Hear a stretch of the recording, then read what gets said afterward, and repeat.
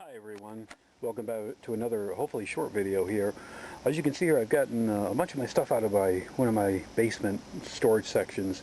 In the back, the ubiquitous sanitary line, drain line, some transmission fluid, spare alternator. Goodness knows when you need one of those, you never know. Other associated adapters, things that go into the back area here where you can see my FlowJet water pump, which after last winter we went on a trip and well, water started leaking out from underneath the bed, which is in the back here, because there's the water tank, as you can see inside there, and it started leaking out under the floor into the carpet, soaking the carpet. And I go, oh, okay, well, I never drained down the water lines, and so of course, like an idiot, it was mild for quite some time during our winter, never really got below freezing, and I put, you know, the antifreeze, RV antifreeze in, thinking, oh, I'm good enough. Yeah, no, that doesn't work. So obviously something broke, and my suspicion was, because of where the leak was coming through, it's sort of high in here and then it drops off lower because of the carpet. And so what I suspected was that my pump froze and broke, and it was hard to tell because I looked at all the other lines. They're all PEX lines or these flex lines, so they're not susceptible too much to bursting, although they could. Checked all the fittings, they seemed okay. So what I've done here is I've disconnected this line here. Obviously it's the ground. I've disconnected the supply, the 12-volt power here, disconnected this hose. There's another hose connection on the other side, and so there's 4 screws to hold this down to this wood base here, that holds on to the pump, you know, mounts it there. So these FlowJets are pretty good pumps, about 3 gallons a minute kind of pumps, which is pretty cool.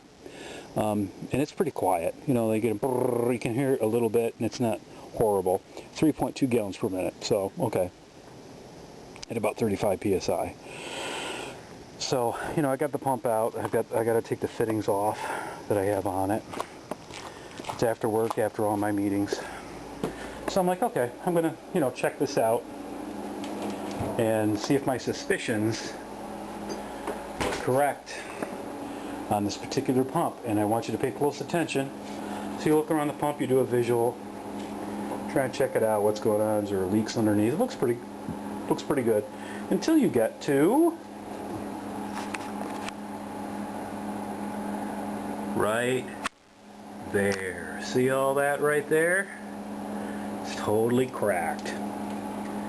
It totally popped off there. See how it cracked? The housing cracked because of probably the water froze in it and just snapped it right off. So that's what it was doing. The pump mechanism itself, the pump housing, the impeller housing, which is in here.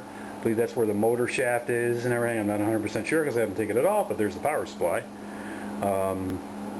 What happened here is that basically this is the weak point and it froze here, cracked, and so when we went to use it and filled the tank, it just blew through this. The pump just kept pumping water out all over the floor of the basement storage unit.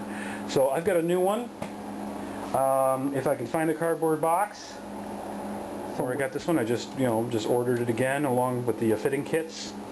I don't think I'm ever going to find the filter kits for this thing, but we'll see what we've got, what kind of fittings we've got. I want to say these, I had to put these on, but we'll see. I'll get the other pump out, we'll compare the two, I'll put it in real quick, and we'll see if the water system is going to work. Okay, here we go.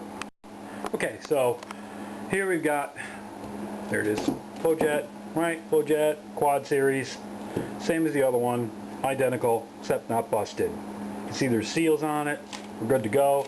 FlowJet also provides a part of adapters for whatever associated plumbing you want, so obviously I need the threaded connector on this end and the little knurled connector on this end for the flex hose.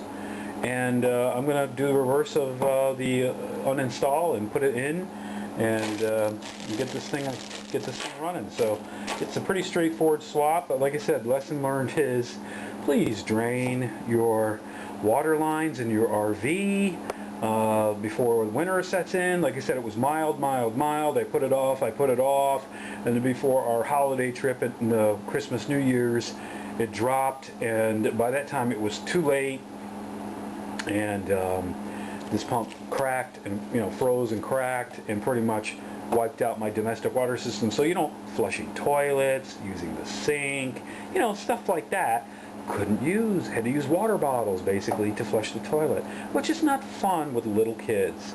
So lesson learned there. I'm going to put these fittings on this particular thing here. I'm going to put this like this. Buck this over. I'm going to take these. I don't know if you can even see that. I'm going to do it like this here. See if I can actually see this. Can I see this? I'm not 100% sure. There we go. So I'm going to take this. I'm going to take this fitting, which is basically this fitting, and pull this out. This is already kind of pre-lubricated and greased up. There is see, there's a locking mechanism here. So I probably could have used those again, but I'm just going to use these because it's a fresh gasket. So you do this and you lock it in like that. See that? So now it's locked. There's an O-ring on it. Same thing on this side. Pretty easy peasy. Free that there. That pops out. Now I got to match this up with that one, which is going to be. Oh, okay. Got a couple different ones here. These the same? I guess they're the same in case you have, threaded connections on the side, which I don't. So I'm going to pop that one in there like that. So that works there. Lock that in. You can hear the click. And then I'm going to do the install. And actually for these, I'm going to be cheap and I'm going to pull these out. Who knows what I'm going to use these for. I think I can actually replace this cover at some point, order the part and replace the cover.